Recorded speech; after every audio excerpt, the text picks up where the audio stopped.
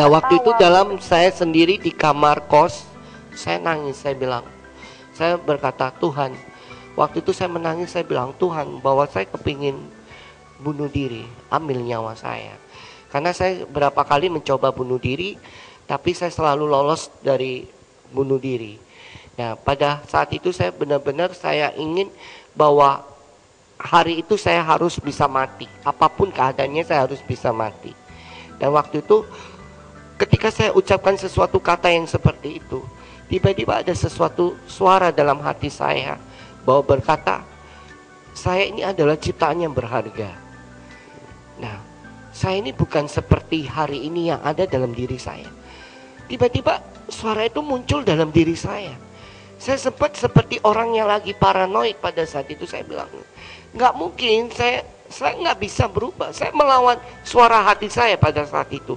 Saya nggak tahu suara hati itu muncul dari mana. Saya nggak tahu sesuatu tiba-tiba menyentuh hati saya. Saya kira mungkin saya mendengar sesuatu orang teman saya lagi putar sesuatu hal-hal yang religius atau apa. Tapi enggak. Saya dilihat di kamar nggak ada orang. Tapi suara itu di dalam hati saya itu. Dari situ saya coba untuk melangkah. Tapi ketika saya melangkah itu berbeda dengan sebelumnya. Saya melangkah itu saya melangkah gak seperti sebelumnya yang lalu saya katakan, yaitu bagaimana ketika itu saya dengan orang tua asuh saya coba untuk melangkah, tapi itu berbeda. Nah, tapi hari ini ketika waktu itu saya coba untuk melangkah dengan keinginan saya yang bagaimana dengan suara hati itu. Itu ada sesuatu benar-benar perubahan yang saya rasakan. Yaitu ketika saya melangkah, saya ke salon.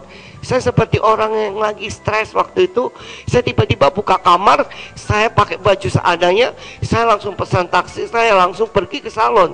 Nah waktu itu saya ke salon, saya bilang dengan salon langganan saya bilang, potong rambut saya sampai pendek. Nah langganan saya ini dia nggak tahu saya waria. Ya memang nggak begitu langganan juga. Oh bukan, maaf, bukan langganan saya, bukan salon langganan saya. Tapi salon yang saya nggak mau di langganan saya salon yang kali datang gitu ya. Enggak, ini saya nggak pernah, belum pernah. Terus dia kirain saya perempuan. Saya bilang, saya mau dipotong yang pendek. Nah waktu itu rambut saya panjang banget. Dan dia kira saya lagi patah hati, saya lagi stres karena saya dengan muka yang sangat sedih. Waktu itu datang ke salon, saya bilang, terus ketika saya dipotong, saya itu nangis. Nangis itu bukan nangis karena rambut saya, tapi saya melihat sesuatu, ada sesuatu dalam wajah saya itu yang berbeda. Saya nggak bisa ngerti, saya nggak bisa merasakan seperti sebelumnya. Saya bisa ada sesuatu, terus hati ini sepertinya ada sesuatu yang terlepas. Biasanya saya merasakan tekanan, tapi pada saat itu saya merasakan ada sesuatu yang lepas dari diri saya. Dan saya bisa menjadi orang yang tertawa dengan hidup saya. Saya merasakan ada sesuatu sukacita yang baru dalam hidup saya. Di situ. Iya. Pada saat itu apakah Bapak langsung untuk mengambil keputusan total untuk meninggalkan semua pakaian-pakaian Bapak? Waktu itu saya belum yakin. Waktu itu saya belum yakin. Saya masih menyimpan barang-barang saya masih menyimpan, dan saya coba untuk menenangkan diri. Istilahnya dikatakan hari tenang, waktu itu hari tenang. Bagaimana hari tenang itu? Disitulah saya coba untuk menenangkan diri saya dengan perubahan pada saat itu. Nah, waktu itu berapa lama Pak, kalau boleh tahu? Saya lupa juga ya. Nah waktu itu saya juga malu mau keluar dengan rambut kayak laki-laki gitu ya. Saya juga mau ketemu teman juga malu rasanya. Saya menyendiri waktu itu, saya menyendiri. Nah tiba-tiba saya kepikir, kayak saya nggak bisa kayak gini terus. Saya coba untuk melangkah kedua, yaitu saya cari bagaimana saya cari komunitas yang baru. Saya cari komunitas baru, yaitu komunitas yang religius tentunya. Saya cari komunitas yang baru itu. Di situ saya merasakan ada sesuatu hal yang baru dalam hidup saya. Nah, saya kira ini adalah awal yang baik buat saya. Tapi ternyata di situ juga saya belum menemukan sesungguhnya jati diri saya juga. Saya merasakan masih banyak orang di sekitarnya yang belum bisa terima saya. Karena bahkan di dalam komunitas itu sendiri belum bisa menerima keberadaan saya Bapak. merasakan seperti itu. Mungkin karena latar belakang saya kan saya punya banyak kekecewaan. Jadi saya merasa orang hanya memandang saya sebelah mata. Nah itu yang selalu terjadi dalam hidup saya pada saat itu. Kemudian bagaimana cara Bapak untuk mengatasi perasaan-perasaan yang seperti itu? Ya saya coba untuk berganti-ganti komunitas pada saat itu. Saya tidak cocok dengan komunitas itu, saya berganti dengan komunitas yang lain. Nah, sampai pada akhirnya saya merasakan lelah dalam hidup saya. Saya bilang, saya nggak bisa kayak begini terus dalam diri saya. Saya harus bisa mengerti orang lain, bukan orang lain harus mengerti saya. Saya di situ, saya belajar untuk mengerti komunitas saya. Dulu saya menganggap komunitas yang harus mengerti saya. Iya. Dan ternyata perubahan itu bisa terjadi ketika Bapak lagi-lagi mengambil keputusan untuk Bapak yang belajar mengerti orang lain, begitu ya. Coba kita lihat Bu, dari kisahnya Pak Lukas ini. Perubahan itu nggak bisa ditentukan oleh faktor luar. Kadang-kadang misalkan Anda menyaksikan acara ini, kemudian Anda diberikan masukan, tapi sebenarnya masukan itu baik, bukan nggak baik. Waktu Pak Lukas mencoba, tapi akhirnya gagal juga kan. Tapi apa yang menentukan sebuah perubahan dimulai dari faktor dalam hati ini. Mengikuti suara hati, mengikuti dorongan hati, dan itu memampukan kita untuk mengalami perubahan. Dan perubahan yang sesungguhnya, perubahan yang ya, sesungguhnya. bukan perubahan yang semu seperti yang Bapak sempat alami sebelumnya. Jadi banyak orang bertanya kepada saya, bagaimana Pak untuk kita berubah? Jawaban saya sederhana, mulai berubah dari dalam hatimu dulu. Dari dalam hati ini ikutin dorongannya, ikutin. Kita ini kan sebenarnya kan dalam hidup ini tahu mana yang benar, mana yang salah. Kalau kita mau jujur, merenung, kita bisa membedakan kok. Nah, dari dalam hati ini akan mempengaruhi pola pikir kita.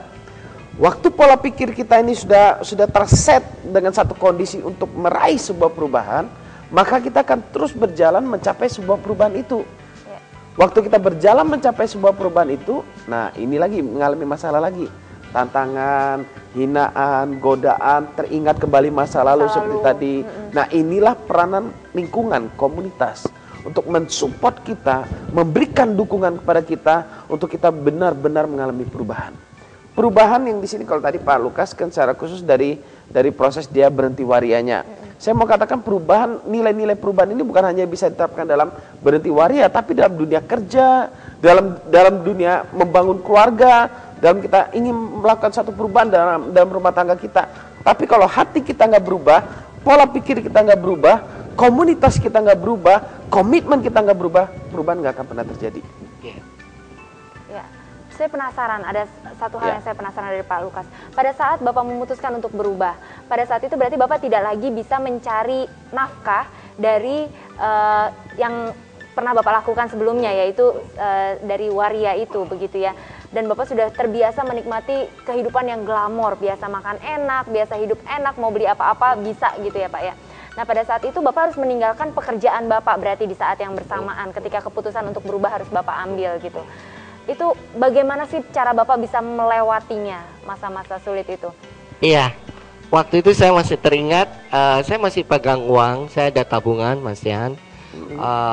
Itu untuk bertahan hidup saya. Nah, tapi memang kan waktu itu saya sudah kembali menjadi seorang pria dan saya tidak membutuhkan namanya alat kosmetik dan sebagainya, baju-baju yang saya harus pergi butik untuk beli baju perempuan, wanita. Saya sudah tidak membeli hal itu. Nah, memang kehidupan saya untuk masalah untuk makan pada saat itu hidup saya untuk pola makan saya itu waktu itu nggak teratur. Jadi saya merasa makan itu seperti mainan waktu saya hidup di zaman itu. Jadi misalnya saya masuk sebuah restoran, saya pesan makanan banyak, saya makan 2 sendok saya udah buang. Itu pada saat itu kondisi saya. Nah, ketika saya benar-benar waktu itu saya punya tabungan itu saya gunakan sangat berhati-hati waktu itu. Tapi ternyata akhirnya habis. Nah, saya juga bingung. Sampai saya nggak bisa bayar kos waktu itu. Saya nggak bisa bayar kos. Saya pergi ke rumah temen, pulang kamar kos saya udah digembok. Sudah tidak boleh masuk. Gak boleh masuk dan saya nggak boleh ambil barang apapun pada saat itu.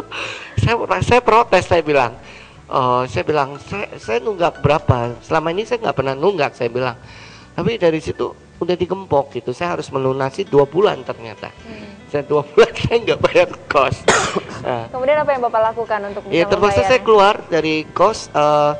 tanpa membawa barang-barang Bapak? Ya waktu itu saya keluar sementara, terus malam nggak ada yang ibu kosnya. Saya masuk, saya congkel itu, saya ambil baju saya berapa, karena memang kayak seperti kulkas, TV nggak mungkin saya bisa bawa dalam waktu itu. Jadi saya bawa baju yang bisa saya pakai. Nah di situ saya numpang di rumah teman saya sampai saya berpikir apa saya mampu untuk pulang ke rumah untuk satu hal perubahan dalam hidup saya. Ada dorongan untuk saya pulang bukan karena saya nggak bertahan hidup. Dan waktu itu ada sebuah tawaran pekerjaan buat saya, pekerjaan di dunia kecantikan. Dan ada berapa teman-teman komunitas yang baru itu menawarkan untuk memodalin saya buka salon. Dan saya berpikir, wah ini tantangan baru buat saya. Saya sempat ingin mengambil itu, saya pikir nggak ada salahnya. Tapi ketika hati saya berbicara tidak, dalam keinginan ada, tapi hati ini bilang jangan. Saya nggak tahu itu dari mana, tapi saya menuruti kata hati saya jangan. Saya nggak tahu apa maksudnya jangan, tapi saya mengerti sesudah saya melewati itu, saya tolak itu, saya tahu. Ternyata ketika saya ambil itu, pasti saya akan jatuh lagi. Karena waktu itu saya banyak melawan hal tidak mudah. Contohnya dalam komunitas, saya ada satu komunitas yang bisa dibilang sebagai kakak saya, seorang pria. Saya sempat jatuh cinta sama dia. Dalam keadaan saya sudah berubah. Saya sempat